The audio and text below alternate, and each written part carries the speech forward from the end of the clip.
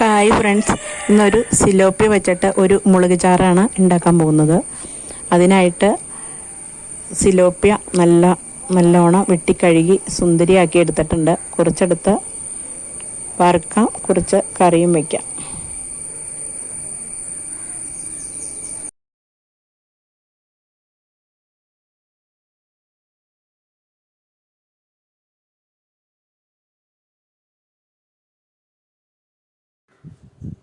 ഒരു മൺചട്ടിയിൽ വെളിച്ചെണ്ണ ഒഴിച്ചു.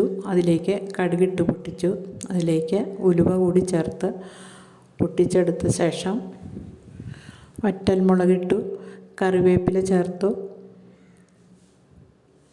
ചെറിയ ഉള്ളി അരിഞ്ഞതും കൂടെ ചേർത്ത് നന്നായിട്ടൊന്ന് വഴറ്റുക. ഉള്ളിയൊക്കെ നന്നായിട്ട് വഴറ്റിയ ശേഷം അതിലേക്ക് ഇഞ്ചി, പച്ചമുളക്, വേപ്പിലയും കൂടെ ചേർത്ത് നന്നായി വഴറ്റിയെടുക്കുക.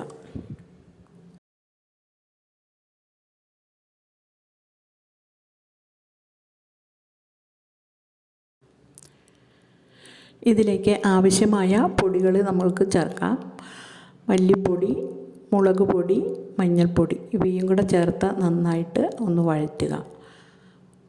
പൊടികളെല്ലാം നന്നായി മുറുകി വരുന്നോടം വരെ വഴറ്റിയെടുക്കുക.